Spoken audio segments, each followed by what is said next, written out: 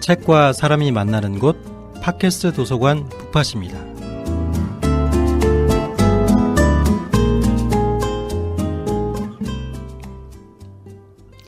안녕하세요. 팟캐스트로 만나는 도서관 북팟찌기 김영석입니다.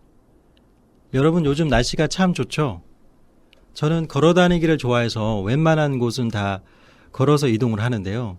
아까 도서관에 오는 길에 잠깐 딴 생각을 하고 걷다가 그냥 지나칠 뻔했습니다.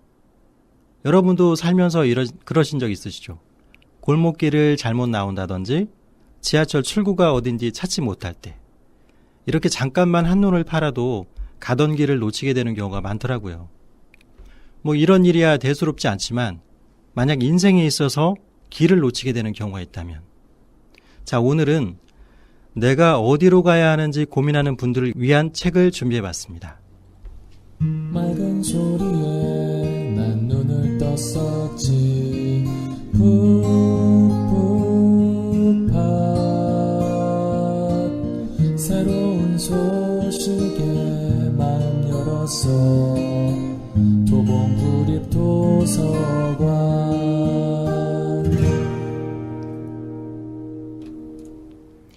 오늘 준비한 코너는 사물놀이 리딩 코너의 두 번째 시간입니다. 이 코너 이름만 듣고 북치고 꽹과리 치는 사물놀이라고 이렇게 이해하시는 분도 계신데요. 사실 고백하자면 저도 처음에 그랬습니다. 그런데 여기서의 사물놀이는 그게 아니라 사물놀이, 즉 네 가지 물건, 시계, 나침반, 거울, 소파의 상징적인 의미를 통해서 한쪽으로 편향된 독서가 아닌 전 방향의 균형 있는 책 읽기 방법을 소개해드리는 코너입니다.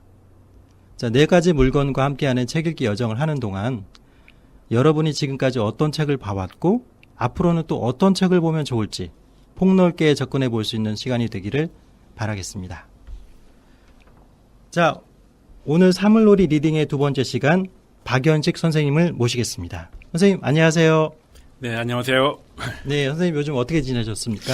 요즘 글쎄요, 제가 20대 중반 정도쯤에 사실은 네. 운전면허 시험을 보다가 예. 중간에 포기한 적이 있었는데 예. 다시 한번 운전면허도 도전해서 예. 결국은 땄는데 아, 축하드립니다, 선생님. 모든 게 때가 있는 것 같아요. 공부도 때가 있고 몸을 하는 것도 다 때가 있는 것 같아요. 네. 선생님 일종으로 따셨나요? 네. 아, 예. 이게 근데 일종이 뭐랄까 그 기아 변속 하는 것들이 예. 되게 쉽지 않더라고요. 맞습니다. 그게 마음처럼 되지 않는 것 같아요.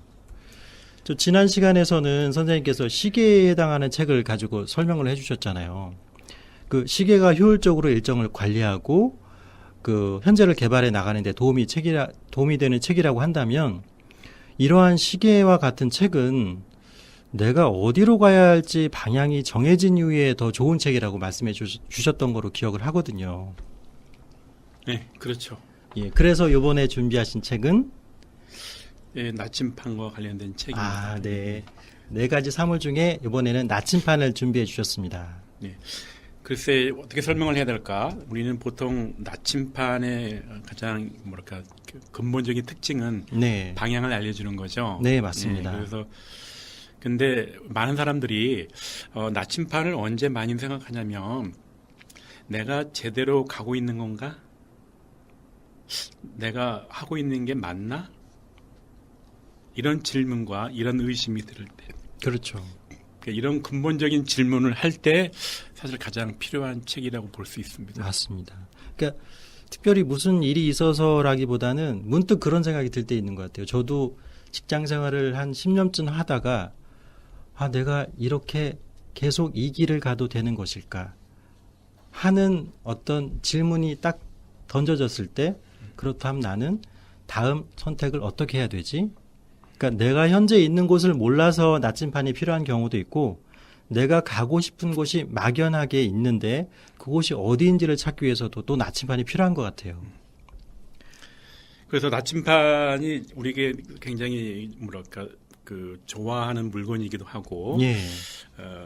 잘 갖고 오고도 싶은데 문제는 뭐냐면은 우리가 보통 이런 말하죠. well doing, well being, well dying 네. 여러 가지가 있는데 자 어떻게 보면 well being이죠. 그러니까 많은 사람들이 why라고 하는 질문을 평상시에는 보통 안 해요. 예.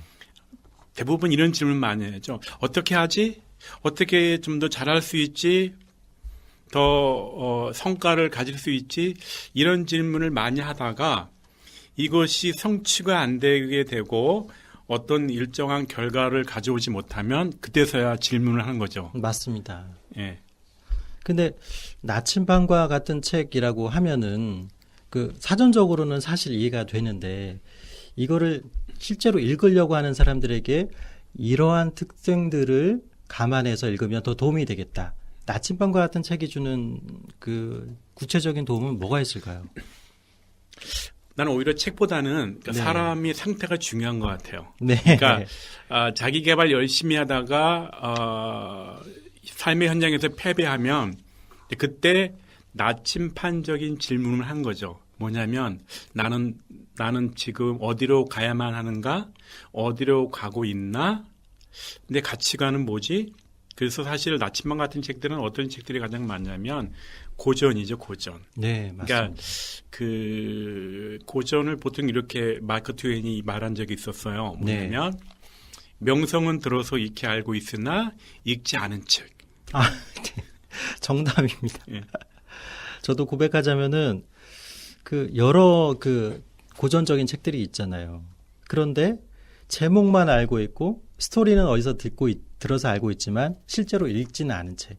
그런 책을 가지고 어디 가서 읽어봤다 이런 거짓말도 한 적이 있습니다. 사실. 그래서 제가 보기에 우리 사람들이 오해하는 게 있는데 네. 내가 돈을 주고 책을 사면 네. 그때 그 순간부터 내 책이라고 생각해요. 그러나 사실 그렇지 않아요. 네. 책을 사는 시기가 있고 예. 그 산 책을 읽는 시기가 있고 네. 그 책을 깨닫는 시기가 있고 네. 그 책을 내 삶에 적용하는 시기가 있어요. 아, 그러니까 네. 다 달라요. 그러네요. 그것도 또 네 가지로 구분이 되네요. 네, 그래서 사실 어떻게 보면은 내가 책을 찾아가는 것보다 네. 나침반 책은 어떤 책이냐면은 네. 내게 찾아오는 책이에요. 아, 나의 현 상황에 맞게 그 책이 필요해지는 거네요. 그렇죠. 그러니까 어떻게 보면은 사실 그 삶의 바쁜 내 스케줄 가운데서는 누가 찾아와고 누가 문을 두드려도 들리지 않는데 네. 내 마음이 가난하고 내가 고통 가운데 있고 고난 가운데 있으면 네. 그 노크 소리가 들려요. 아, 그러니까 이 고전 같은 책, 그 다음에 나침반 같은 책들은 다 뭐냐면 내가 찾아가는 책이 아니라 내게 찾아오는 선물 같은 책이에요. 정말 선생님 말씀을 들어보니까 우리는 그런 질문이 내게서 나온 줄 안다고 생각을 하는데 어떻게 보면은 그런 질문이 나의 상황 속에서 찾아오는 거. 그렇게 또 이해가 됩니다. 선생님 오늘 제가 그 주제에 맞게 나침반에 대해서 한번 찾아봤는데 저는 사실 잘 몰랐거든요. 나침반이 뭐 북극을 가리킨다 이런 건 알았는데 나침반 자체가 지구 자기장의 결과로 나침반도 기준점을 갖고 있다는 거를 알았어요.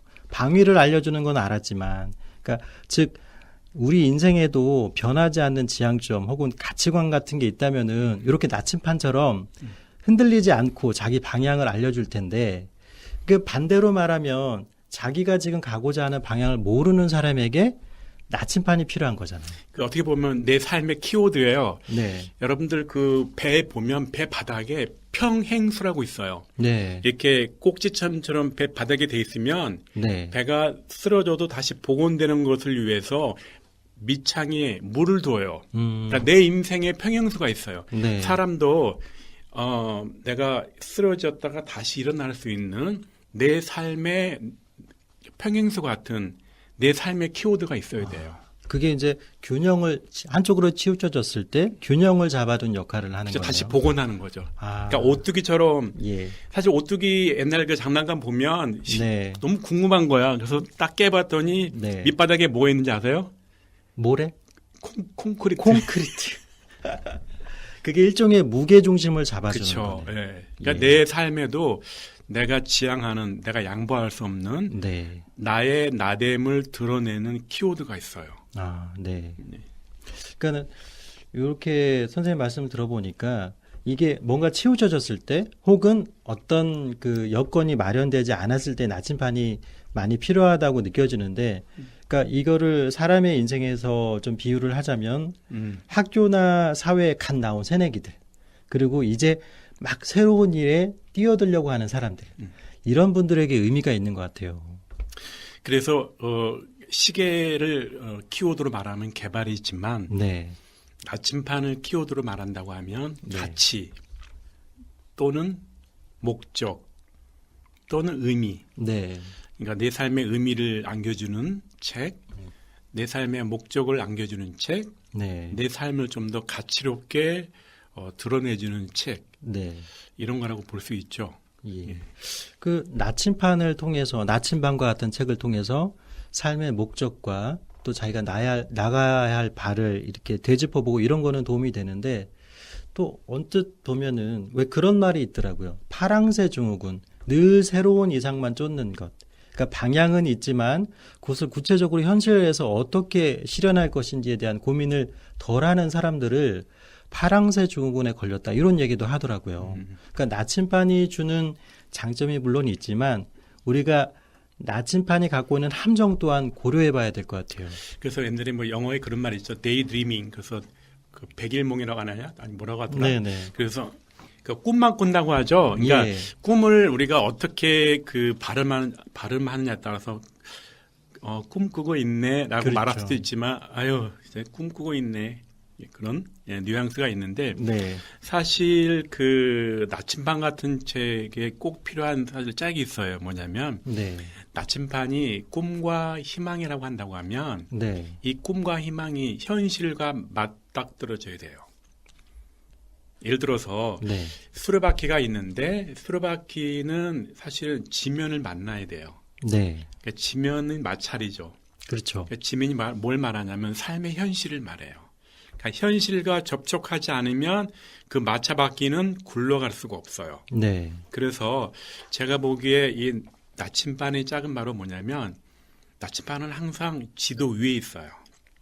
그러니까 지도가 다른 말로 말하면 뭐냐면 삶의 현실, 내가 지금 있는 곳에서 내가 가야 할 곳에 대한 구체적인 어떤 그 과정이라고 볼 수 있겠죠. 선생님 말씀 들어보니까 더 이해가 쉬운데요. 그러니까 아까 수레바퀴 말씀해 주시면서 마찰이 일어나야 굴러간다는 말씀을 해 주신 거 보니까 그 마찰이라는 것은 내가 가고자 하는 방향을 잡는 장애물이 아니라 오히려 원동력이 될 수도 있는 거고 네. 나침반이라는 것도 지금 지도 위에 올려졌다고 말씀하셨잖아요. 나침반은 우리가 가고자 하는 방향을 말해주지만 지도는 그 가고자 하는 방향에 어떤 것들이 놓여 있는지. 그래서 두 가지가 있죠. 예. 삶의 좌표예요. 예. 우리가 보통 위도와 경도라고 하잖아요. 네. 위도와 경도가 뭐냐면 here and now예요.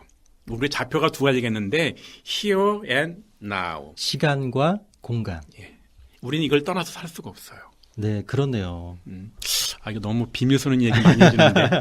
아니, 저희 청취자분들을 위해서 더 비밀스러운 얘기 많이 풀어주시길 바라고요.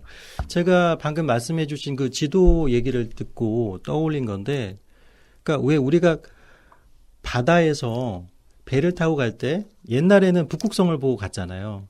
그런데 그 북극성은 방향은 알려주지만 그 가는 길 여정 가운데 풍랑이 있을지 혹은 암초가 있을지 뭐가 기다리는지에 대한 정보는 없는 거거든요. 그 선생님 말씀을 보니까 우리가 항상 그것들을 염두에 두고 방향을 잡아야 되는 거 아닌가 하는 생각이 들었습니다. 그리고 옛날에 그 천문학자 중에 누군가가 있었어요. 예. 밤하늘의 별 보다가 앞에 웅둥이 모르고 빠졌어요. 그래서 옆에 부인이 예. 멀리 있는 그 별 보기 이전에 네. 앞에 있는 웅둥이도 못 보면서 무슨 별을 보냐고. 네. 정말 여기 딱 적절한 일화 같은데 우리가 어딘가로 가는 것도 중요하지만 현재 내가 어디 위에 있고 어디를 거쳐서 그곳에 도달할 수 있는지 그것을 고민하는 것도 아주 큰 의미 있는 질문인 것 같습니다. 선생님 그럼 오늘 나침반과 같은 역할을 하는 책을 여기 청취자분들께 소개해 주신다면요. 일단 저 개인적으로는 그 나침반이 고전인데 네. 우스갯소리로 말하면 네. 이런 책들은 읽다가 고전을 면치 못하더라고요. 그래서 뭐 여러 가지 있겠지만 제가 알고 있는 그림책 중에 하나를 먼저 소개한다고 하면 네. 아주 러시아에 똘똘한 사람이 있어요. 누굴까요? 똘똘하다고 하면 톨스토이? 예, 맞습니다. 예. 톨스토이의 어떤 그 말년에 쓴 동화 네. 같은 책이 있는데 세 가지 질문이라고 하는 책이에요. 네. 그래서 그림책인데 네, 네. 우리 인생에서 가장 중요한 세 가지 질문은 뭘까? 이게 그런 질문을 안겨줘요. 네. 그래서 이게 뭐랄까 나침반 같은 책들은 다 뭐냐면 우리에게 질문을 안겨주는 책이에요. 네. 답보다는 네. 우리의 지금 인생이 너무 바쁘다 보니까 다 뭐예요? 하우에 집중돼 있어요. 그렇죠. 하우 하다가 어떡하우 이렇게 돼버려요. 네.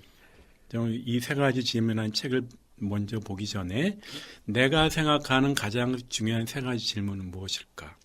그리고 책을 펼쳐서 내가 생각하는 질문과 얼마나 거리가 멀었는지, 네. 내가 얼마나 세속적이었는지를 엿볼 수 있는데 아마 이 책을 보게 되면 그림책이지만 네. 정말 무릎을 치면서 탄성과 함께 볼 수 있는 책이 될 거예요. 그럼 이 책은 하우에 대한 것보다는 Y에 대한 얘기인가요? 그렇죠. 아, 예를 들어서 언제가 가장 중요해요? 그랬을 때 네. 뭐라고 말하겠어요? 뭐니 해도 저는 지금이라고 말씀드리고 싶습니다. 그렇죠. 네. 그러니까 그런 식의 어떤 아주 현명한 질문과 네네. 굉장히 현명한 답을 우리에게 안겨줘요. 아, 세 가지 다 말하면 재미가 없고 네. 그럴 것 같아서 그것만 예. 이야기하겠습니다. 그럼 요 세 가지 질문을 통해서 지금 나침반과 같은 책이 필요한 사람들에게 하우에 집중하는 것도 중요하지만 Y라는 것에 대해서 생각해 보게 만드는 요런 조언을 주는 책이라서 추천을 해 주신 거네요. 그렇죠. 예. 그리고 또 한 가지 앞서 제가 들으려고 들은 건 아닌데 네. 우리가 동화 그죠? 동화 이야기도 많이 하고 그런 것 같은데 예. 사실은 동화 안에 굉장한 비밀들이 많아요. 네. 그러니까 우리는 동화나 그림책 하면 예를 들어서 한글을 깨치기 위한 책 이렇게 생각하고 있지만 그렇죠. 어린아이들이 보는 네. 책으로. 내 마음이 가난해지면 네. 사실은 동화로 우리가 가까이 갈 수 있어서 사실은 안데르센 동화나 네. 이솝5화나 그 무드 없는 사람들이 많이 보는 책이 있어요. 뭐죠? 탈무드. 그렇죠. 탈무드 같은 예. 이러한 책들이 이제 지금 보면 더 우리에게 위로와 도전이 될 거예요. 네. 예를 들어서 벌거벗은 임금님 이런 것도 굉장히 우리는 그냥 우스갯소리로 알았지만 네. 지금 우리 현실 정치 봤을 때 네, 네. 외치는 사람 사실 미투가 그거거든요. 네, 네. 저기 옷 벗고 있는 사람이 있다. 옷 벗었다. 네. 예. 누가 외치는 사람이 필요하거든요. 네. 맞습니다. 선생님 오늘 책을 2권을 준비해 주신 거로 아는데 네. 다른 한 권은 어떤 다른 한 책인가요? 거는 우리 네. 그 최진석 교수가 쓰신 네. 탁월한 사유의 시선. 탁월한 사유의 시선이요. 네네네. 제목은 좀 이렇게 좀 철학적이기도 하고 약간 좀 난해하기도 한데. 철학자 맞습니다. 예, 예. 철학자 맞고요. 네. 전 개인적으로 일상 가운데서의 삐딱한 생각. 그러니까 우리가 당연시 여기는 것들이 있죠. 네. 예, 당연시 여기는 것들을 다른 시각으로 바라볼 수 있는 것들. 네. 저는 굉장히 중요한 것 같고요.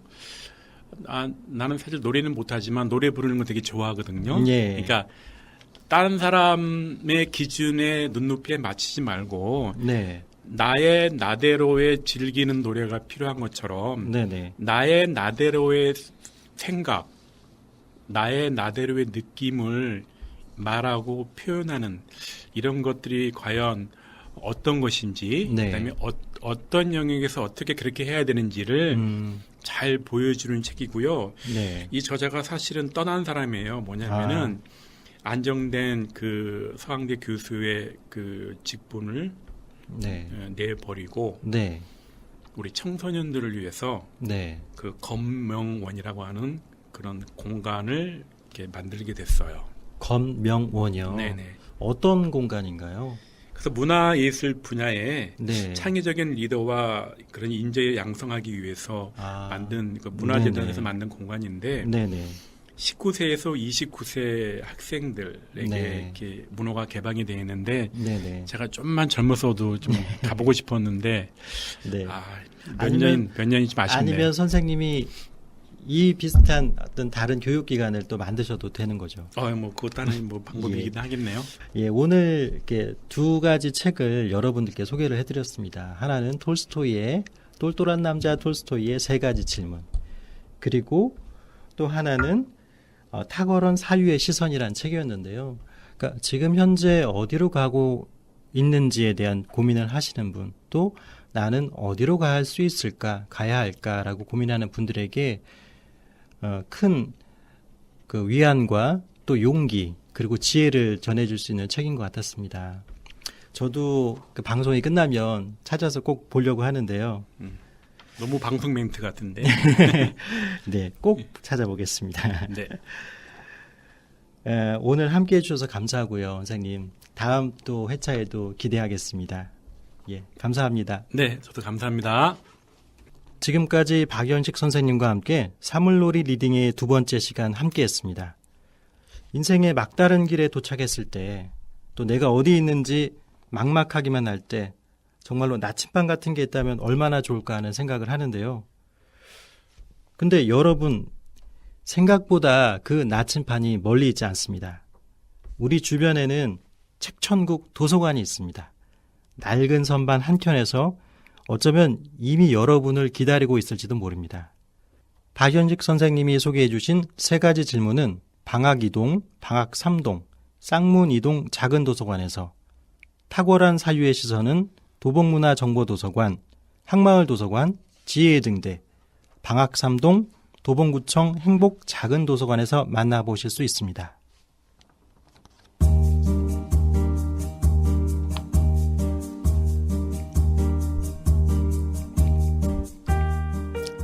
오늘 순서를 마칠 시간이 됐는데요. 다음 회에서는 책 추천 대결 코너죠. 대결 책 대 책 시간으로 돌아오겠습니다. 이사서와 김사서가 이번에는 어떤 테마와 책을 가지고 찾아올지 기대해 주시기 바라고요. 그럼 다음 주에 만나 뵙겠습니다.